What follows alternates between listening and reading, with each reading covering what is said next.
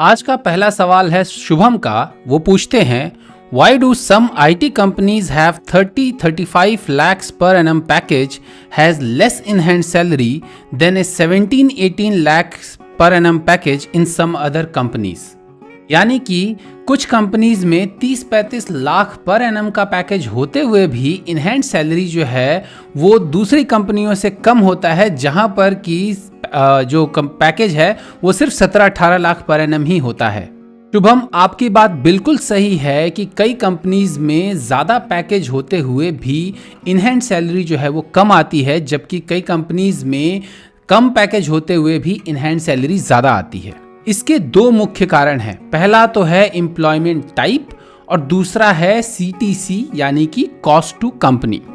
अब employment type यानी कि आप उस कंपनी में किस तरह के एम्प्लॉय के तौर पर ज्वाइन कर रहे हैं। क्या आप उस कंपनी में फुल टाइम एम्प्लॉय ज्वाइन कर रहे हैं या आप उस कंपनी में एज ए कंसल्टेंट ज्वाइन कर रहे हैं। अगर आप as a full time employee join कर रहे हैं तो आपको जो है वो CTC वाले पेरोल पे रखा जाएगा, यानी कॉस्ट टू कंपनी वाले पेरोल पे रखा जाएगा, जिसमें कि कंपनी आपके ऊपर जो भी खर्चा करती है हर चीज़ को आपके ऑफर लेटर में मेंशन करेगी। आपके कंप्लीट जो सैलरी बाइफरकेशन जो होता है ऑफर लेटर में उसमें मेंशन करेगी और उसमें बताएगी कि वो आपको कहाँ कहाँ कितने पैसे दे रही है।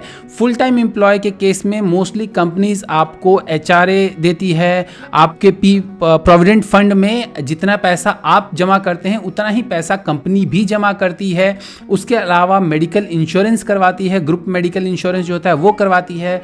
कई कंपनियां टर्म इंश्योरेंस भी करवाती हैं, प्लस आपके कैंटीन वगैरह का खर्चा देती है। तो ये सारी चीज़ें जो है कंपनी CTC यानी कॉस्ट टू कंपनी में जोड़ करके आपको ऑफर लेटर देती है। इसीलिए आपका ऑफर अमाउंट जो होता है वो काफ़ी ज़्यादा होता है, लेकिन उसमें जो है आपका टैक्स डिडक्शन नहीं होता है।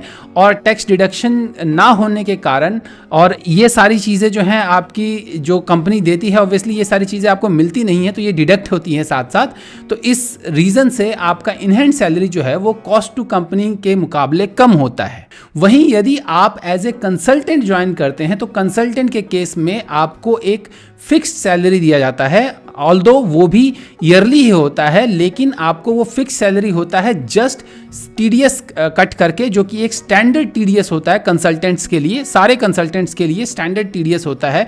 इवन कंसल्टेंट या किसी भी तरह की सर्विस का जो है एक स्टैंडर्ड TDS होता है। आई थिंक 10.2% या 10.1% होता है, एग्जैक्ट तो आपको CA ही बता पाएगा, लेकिन एक स्टैंडर्ड TDS होता है जिसको डिडक्ट करके कंपनी आपको देती है। और कंसल्टेंट का जो ऑफर लेटर होता है या कंसल्टेंट का जो ज्वाइनिंग लेटर होता है वो भी डिफरेंट होता है compare to a employee. In fact consultants और फुल टाइम एम्प्लॉयज़ के टर्म्स एंड कंडीशंस भी डिफरेंट होते हैं। अगर आप किसी कंपनी में as a full time employee join कर रहे हैं तो आप कहीं और as a full time employee और इवन एज ए कंसल्टेंट काम नहीं कर सकते बिना आपके कंपनी के अप्रूवल के।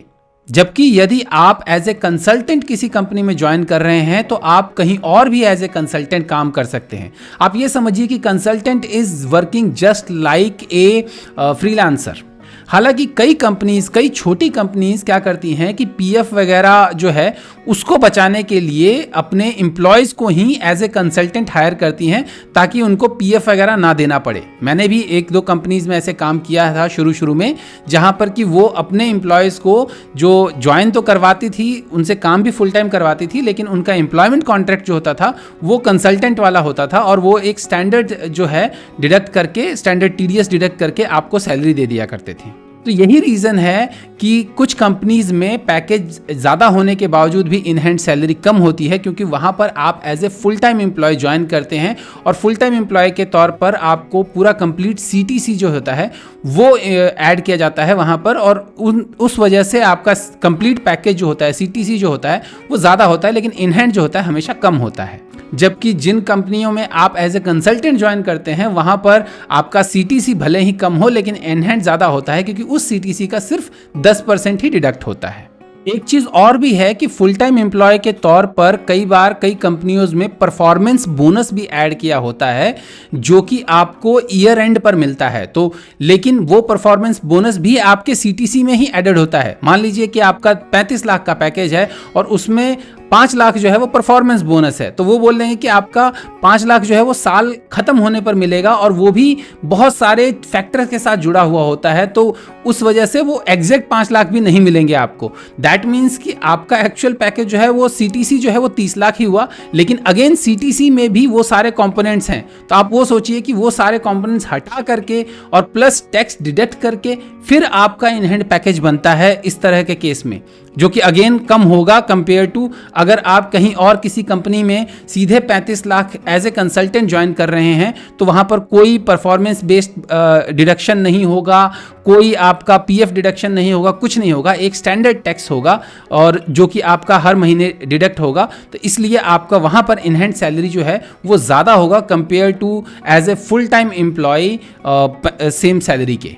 तो अगर मैं समराइज करूं तो द मेन डिफरेंस कि आपको सीटीसी और इन हैंड पैकेज में डिफरेंट कंपनीज में इतना डिफरेंस होता है क्योंकि आपका एम्प्लॉयमेंट टाइप डिफर करता है, प्लस आपके सीटीसी के कंपोनेंट्स डिफर करते हैं। यही रीज़न है कि कुछ कंपनीज में आपका पैकेज ज़्यादा होते हुए भी इन हैंड कम होती है, जबकि कुछ कंपनीज में पैकेज कम होते हुए भी इन हैंड जो है वो ज़्यादा होता है।